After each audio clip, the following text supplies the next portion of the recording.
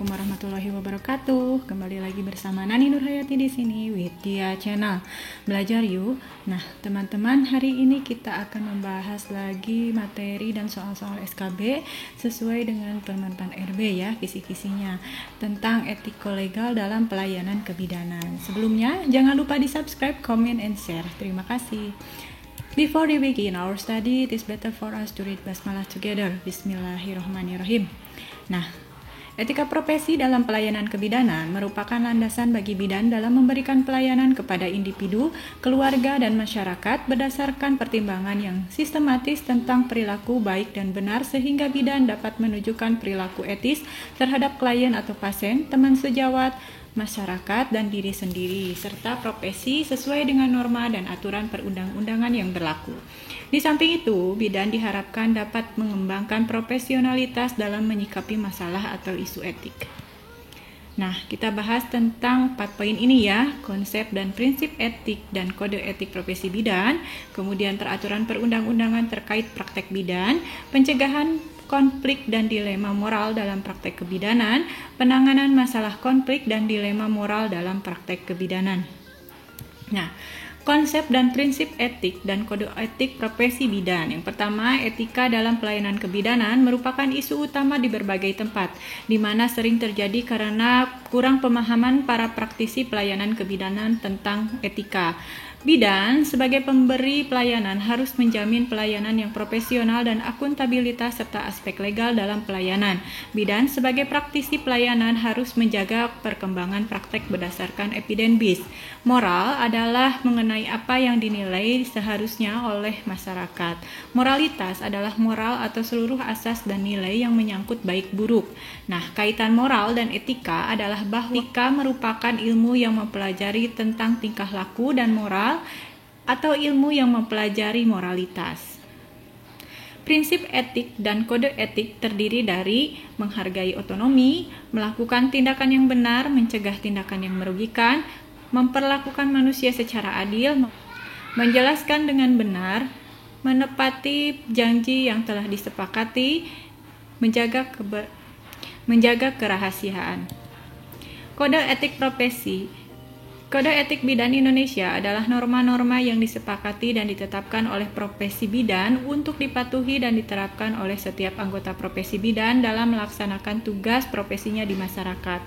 Menurut Surat Keputusan Kongres 16 Ikatan Bidan Indonesia nomor 10 /SKEP/Kongres 16 IBI /10 2018 tentang Kode Etik Bidan Indonesia.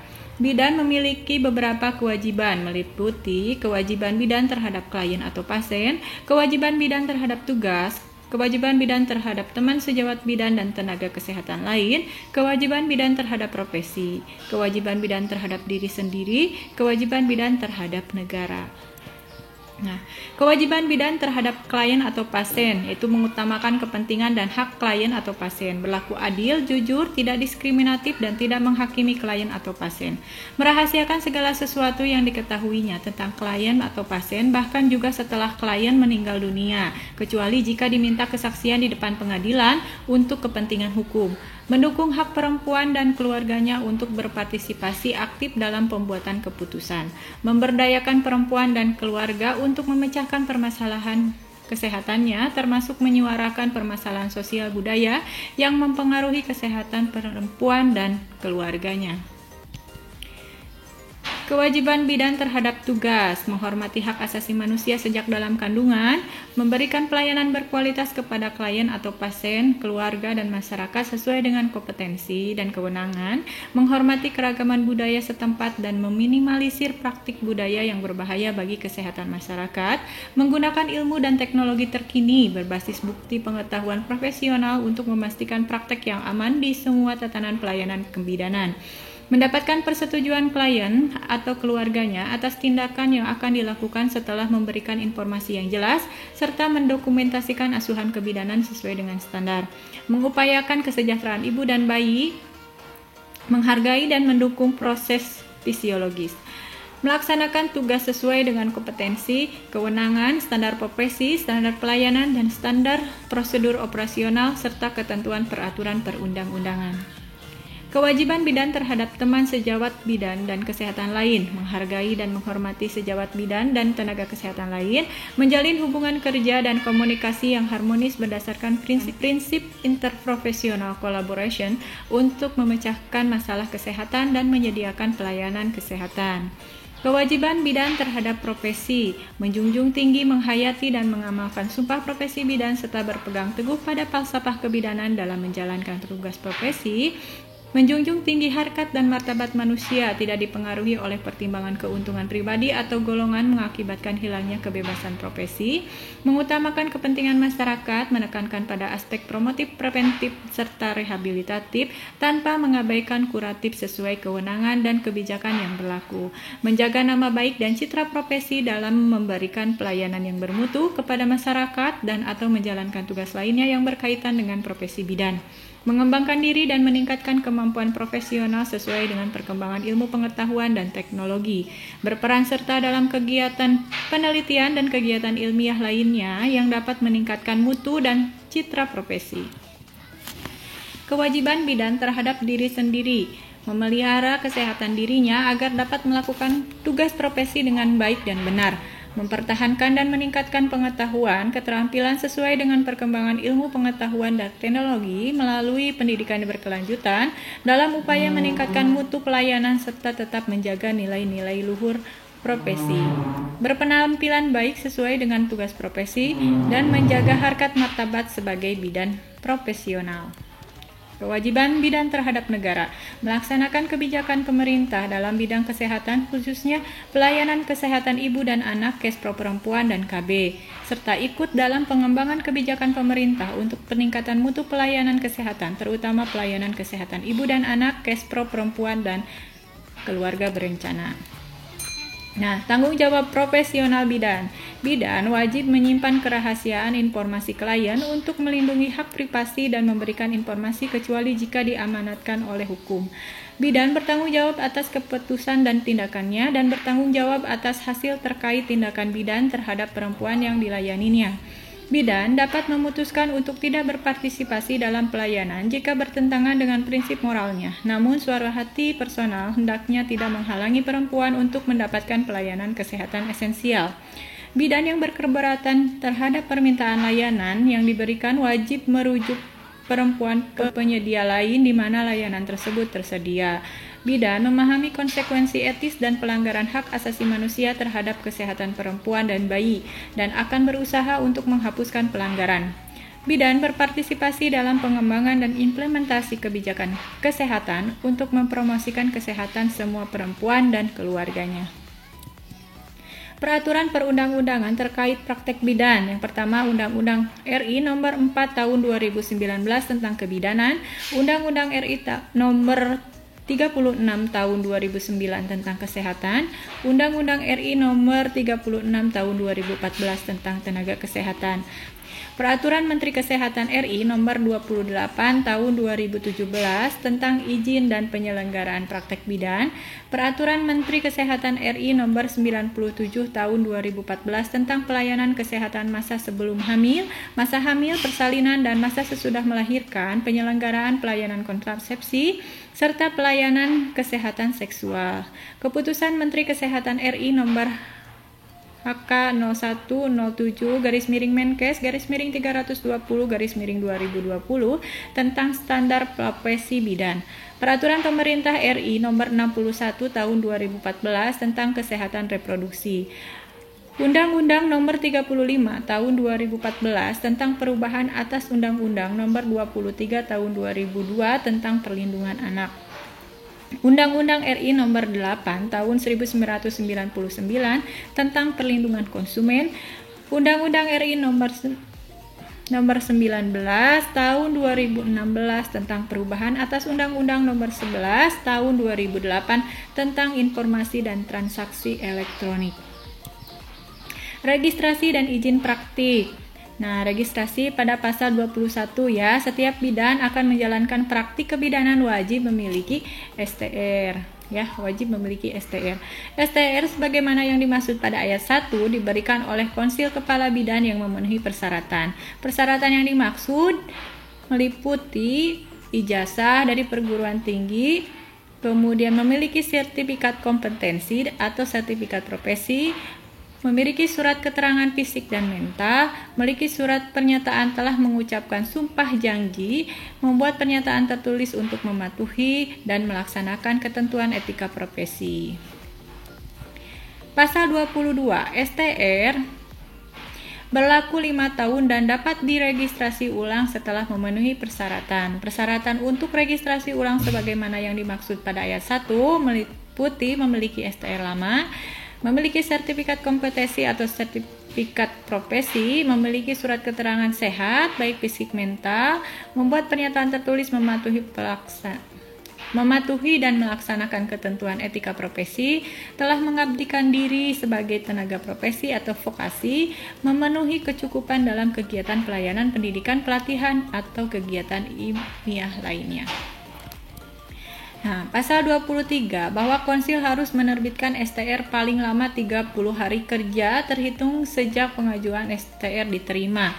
Pasal 24 ketentuan lebih lanjut mengenai tata cara registrasi dan registrasi ulang sebagaimana yang dimaksud pada pasal 21 sampai dengan pasal 23 itu diatur dalam peraturan konsil. Pasal 25 bidan menjalankan praktik wajib memiliki izin praktik.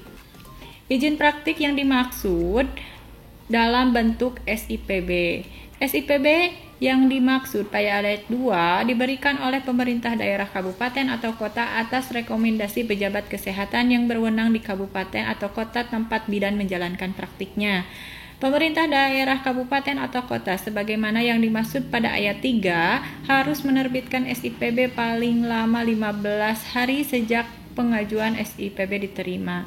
Untuk mendapatkan SIPB sebagaimana yang dimaksud pada ayat 3, bidan harus memiliki STR yang masih berlaku serta tempat praktik. SIPB berlaku apabila STR masih berlaku dan bidan berpraktik di tempat sebagaimana yang tercantum di SIPB ya. Pasal 26, bidan paling banyak mendapatkan 2 SIPB. SIPB sebagaimana yang dimaksud ayat 1 berlaku 1 di tempat praktek mandiri bidan dan 1 fasilitas pelayanan kesehatan selain di tempat praktek mandiri bidan. 2 praktek kebidanan di fasilitas kesehatan selain BPM ya. Pasal 27 SIPB tidak berlaku apabila bidan meninggal dunia, habis berlaku, dicabut berdasarkan ketentuan perundang-undangan atau atas permintaan sendiri. Pasal 28, setiap bidan harus menjalankan praktik kebidanan di tempat praktek yang sesuai dengan SIPB. Bidan yang menjalankan praktik kebidanan di tempat praktek yang tidak sesuai dengan SIPB, maka dikenakan sanksi administrasi berupa teguran tertulis, penghentian sementara kegiatan atau pencabutan izin. Tugas dan wewenang. Nah, ada di pasal 46. Yang pertama, dalam menyelenggarakan praktek kebidanan, bidan bertugas memberikan pelayanan yang meliputi pelayanan kesehatan ibu, kesehatan anak, kesehatan reproduksi perempuan, dan keluarga berencana. Pelaksanaan tugas berdasarkan pelimpahan wewenang atau pelaksanaan tugas dalam keadaan keterbatasan tertentu. Ayat 2-nya tugas bidan sebagaimana yang dimaksud di ayat 1 dapat dilaksanakan bersama atau sendiri. Pelaksanaan tugas sebagaimana yang dimaksud pada ayat 1 dilaksanakan secara bertanggung jawab dan akuntabel. Pada pasal 47 itu ayat 1 dalam menyelenggarakan praktek kebidanan, bidan dapat berperan sebagai pemberi pelayanan, pengelola, penyuluh, dan konselor, pendidik dan pembimbing serta fasilitator klinik, penggerak peran serta masyarakat dan pemberdaya perempuan atau peneliti. Ayat 2, peran bidan sebagaimana yang dimaksud pada ayat 1 dilaksanakan sesuai dengan ketentuan peraturan perundang-undangan. Di pasal 49, dalam menjalankan tugasnya memberikan pelayanan kesehatan ibu, bidan berwenang memberikan asuhan kebidanan pada masa sebelum hamil, pada masa kehamilan normal, pada masa persalinan dan menolong persalinan normal, dan masa nipas. Melakukan pertolongan pertama kegawat daruratan ibu hamil, bersalin, nipas, dan rujukan, serta melakukan deteksi dini kasus resiko dan komplikasi pada kehamilan, persalinan, pasca persalinan, nifas, serta asuhan pasca keguguran yang dilanjutkan dengan rujukan. Di pasal 50, dalam menjalankan tugas memberikan pelayanan kesehatan anak sebagaimana yang dimaksud pada pasal 46 ayat 1 huruf B, bidan berwenang memberikan ASKEP pada BBL, bayi baru lahir, bayi, balita, dan anak prasekolah, memberikan imunisasi sesuai dengan program pemerintahan pusat, melakukan pemantauan tumbang atau tumbuh kembang pada bayi, balita, dan anak prasekolah, serta deteksi dini kasus penyulit, gangguan tumbuh kembang, dan rujukan, memberikan pertolongan pertama kegawat daruratan pada bayi baru lahir, dilanjut dengan rujukan. Pasal 51, dalam menjalankan tugas memberikan pelayanan kesehatan reproduksi perempuan dan KB, bidan berwenang melakukan komunikasi, informasi, edukasi, konseling, dan memberikan pelayanan kontrasepsi sesuai dengan ketentuan perundang-undangan.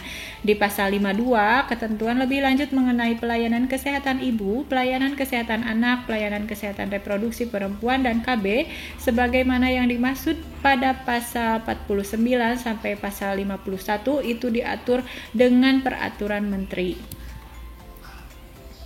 Pasal 53, pelimpahan wewenang sebagaimana yang dimaksud pada pasal 46 ayat 1 huruf D terdiri atas pelimpahan secara mandat dan pelimpahan secara delegasi. Nah, pada pasal 54, pelimpahan wewenang secara mandat sebagaimana yang dimaksud pada pasal 53 diberikan oleh dokter kepada bidan sesuai kompetensinya. Ya. Jadi mandat itu diberikan oleh dokter kepada bidan, ya. Pelimpahan wewenang secara mandat sebagaimana yang dimaksud ayat 1 harus dilakukan secara tertulis.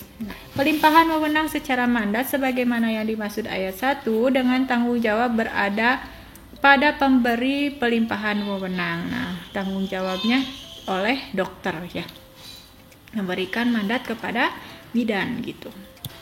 Pasal 55, pelimpahan wewenang secara delegatif sebagaimana dimaksud pada pasal 53 huruf B diberikan oleh pemerintah pusat atau pemerintah daerah kepada bidan.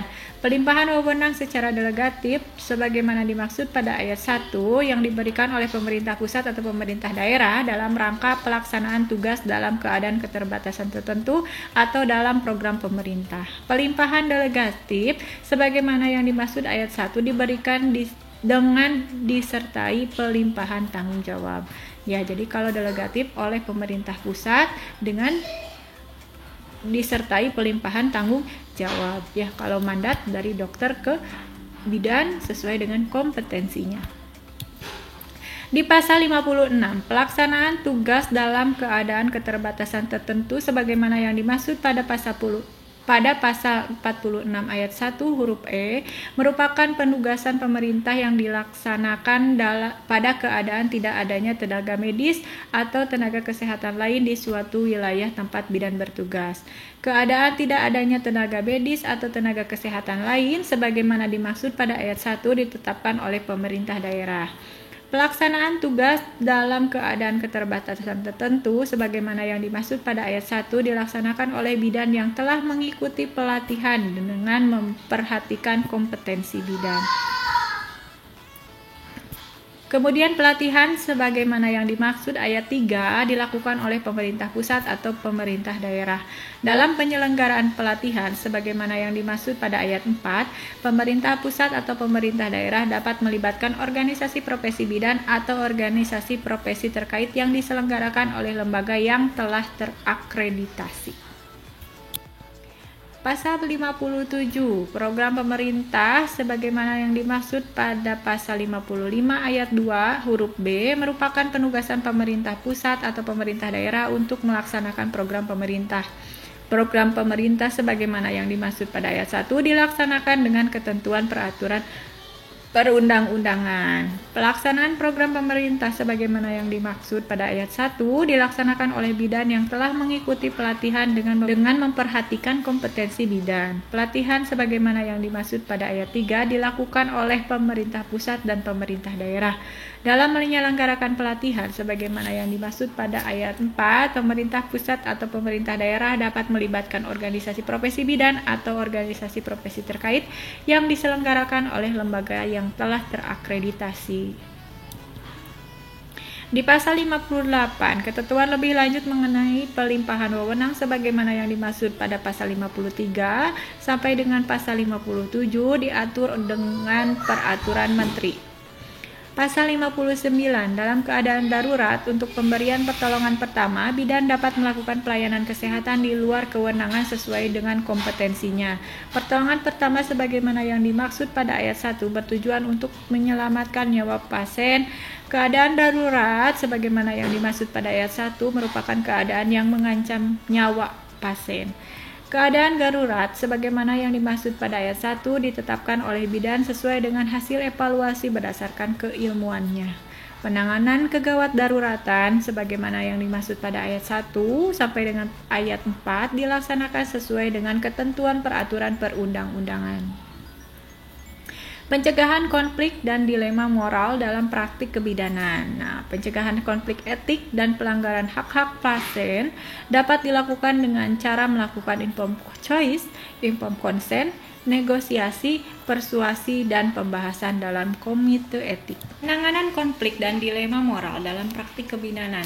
Pengambilan keputusan etis dalam pelayanan kebidanan. Beberapa teori yang mendasari pertimbangan bidan sebelum bertindak atau mengambil keputusan diantaranya adalah utilitarianisme dan deontologi.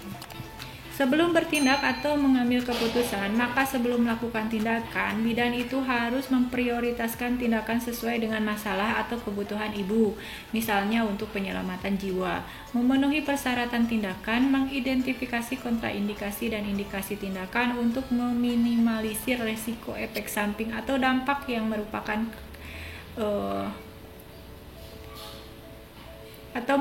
dampak ke klien. Melakukan tindakan didasari keilmuan atau landasan ilmiah yang dapat dibenarkan, memberikan informasi secara adil, jujur, dan terbuka, berlaku adil atau non-diskriminatif, mempertimbangkan aturan yang berlaku. Nah, kita lanjut ke soal-soalnya ya. Yang pertama, seorang perempuan dirawat di rumah sakit setelah melahirkan anak pertamanya melalui proses operasi sesar. Pada masa perawatan, pemberian obat dan antibiotik disesuaikan dengan advis dokter yang menangani selama dirawat di rumah sakit. Apa kode etik yang telah ditaati bidan tersebut? A. Kewajiban bidan terhadap klien dan masyarakat. Kewajiban bidan terhadap tugasnya. Kewajiban bidan terhadap profesinya. Kewajiban bidan terhadap teman sejawat dan tenaga kesehatan. Kewajiban bidan terhadap pemerintah, nusa bangsa, dan tanah air.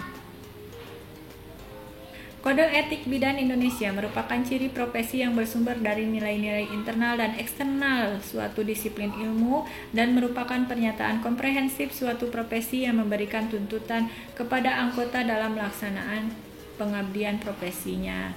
Nah, sesuai dengan keputusan Menteri Kesehatan nomor 369/Menkes/SK/3 pada tahun 2007 tentang standar profesi bidan. Kode etik bidan Indonesia salah satunya yaitu kewajiban bidan terhadap sejawat dan tenaga kesehatan. Itu ada 2 butir. Jadi yang pertama, setiap bidan harus menjalin hubungan dengan teman sejawatnya untuk menciptakan suasana kerja yang sesuai. Yang kedua, setiap bidan dalam melaksanakan tugasnya harus saling menghormati baik terhadap sejawatnya maupun tenaga kesehatan lain. Nah, berdasarkan kasus nomor 1, kewajiban mematuhi kode etik bidan sudah diterapkan, yaitu kewajiban bidan terhadap teman sejawat dan tenaga kesehatan diwujudkan dengan mematuhi advis dari dokter karena dalam batas kewenangan dokter. Jadi jawabannya itu adalah kewajiban bidan terhadap sejawat dan tenaga kesehatan. Nomor 2. Bayi baru lahir 6 jam dalam keadaan normal terus menangis karena belum menyusu. Air susu ibu belum keluar, kemudian bidan memberikan susu formula pada bayi tersebut. Apakah kode etik yang dilanggar bidan tersebut? A. Kewajiban bidan terhadap profesi, terhadap pemerintah, terhadap dirinya sendiri, terhadap tugasnya, atau terhadap teman sejawatnya. Berdasarkan standar pelayanan mengenai penanganan 2 jam pertama setelah persalinan dan pelayanan bagi ibu dan bayi pada masa nifas, dijelaskan bahwa tugas bidan melakukan pemantauan ibu dan bayi terhadap terjadinya komplikasi, memberikan penjelasan mengenai hal-hal yang mempercepat pulihnya kesehatan ibu dan membantu ibu untuk memulai pemberian ASI. Nah, berdasarkan teori tersebut, tertera jelas bahwa tugas bidan berdasarkan standar pelayanan kebidanan nomor 14 dan 15 bidan memberikan konseling dan memfasilitasi ibu untuk memulai pemberian ASI bukan susu formula, sehingga tindakan bidan pada contoh kasus tersebut telah melanggar tugasnya sebagai bidan yang harus memberikan asuhan sesuai dengan standar pelayanan. Jadi, nomor 2 jawabannya adalah kewajiban bidan terhadap tugasnya. Ya. Nomor 3, seorang perempuan mengidap penyakit HIV/AIDS datang ke bidan untuk berkonsultasi mengenai penyakitnya. Pada saat berbelanja di tukang sayur, bidan tersebut menceritakan kepada ibu-ibu yang lain mengenai penyakit perempuan yang kemarin datang berkonsultasi. Apa pelanggaran yang dilakukan oleh bidan tersebut? Pelanggaran kewajiban bidan terhadap klien, terhadap tugasnya, terhadap profesinya, terhadap diri sendiri, atau terhadap pemerintah, nusa, bangsa, dan tanah air. Nah, sesuai dengan keputusan Menteri Kesehatan Republik Indonesia nomor 369/Menkes/SK/3/2007 tentang standar profesi bidan, itu ada kode etik bidan Indonesia. Salah satunya adalah kewajiban bidan terhadap tugasnya. Yang pertama, setiap bidan senantiasa memberikan pelayanan paripurna terhadap klien, keluarga, masyarakat sesuai dengan kemampuan profesi yang dimilikinya, berdasarkan kebutuhan klien, keluarga, dan masyarakat. Yang kedua, setiap bidan berhak memberikan pertolongan dan mempunyai kewenangan dalam mengambil keputusan dalam tugasnya, termasuk keputusan mengadakan konsultasi atau rujukan. Setiap bidan harus menjamin kerahasiaan keterangan yang dapat dan atau dipercayakan kepadanya, kecuali bila diminta oleh pengadilan atau diperlukan sehubungan dengan kepentingan kliennya. Yang ini ya. Berdasarkan kasus tadi, jadi pelanggaran yang dilakukan bidan dengan menceritakan penyakit klien pada orang lain merupakan pelanggaran kewajiban bidan terhadap tugasnya. Ya. Jadi bahwa setiap bidan harus menjamin kerahasiaan keterangan yang dapat dan atau dipercayakan kepadanya, kecuali bila ia diminta oleh pengadilan atau diperlukan sehubungan dengan kepentingan klien. Jadi jawabannya adalah yang B. Nomor 4, setiap orang atau tenaga medis dilarang untuk melakukan aborsi, namun larangan ini dapat dikecualikan berdasarkan indikasi medis yang mengancam nyawa ibu atau janin, kehamilan akibat perkosaan, janin mempunyai cacat bawaan yang menyulitkan untuk hidup, janin menderita penyakit genetik berat, atau betul semua. Nah, larangan melakukan aborsi dikecualikan berdasarkan apa? Ini semuanya ya. Jadi aborsi boleh dilakukan apabila indikasi medis yang mengancam nyawa ibu atau janin, kehamilan akibat perkosaan, janin mempunyai cacat bawaan, atau janin menderita genetik yang berat. Jadi jawabannya betul semua. Undang-undang tentang kesehatan yang mengatur tentang diperbolehkannya aborsi karena indikasi tertentu tertera pada pasal berapa? Pasal 75 Undang-Undang Nomor 36 Tahun 2009, Pasal 75 Undang-Undang Nomor 37 Tahun 2009, Pasal 75 Undang-Undang Nomor 36 Tahun 2006, Pasal 75 Undang-Undang Nomor 37 Tahun 2006, atau Pasal 75 Undang-Undang Nomor 36 Tahun 2007.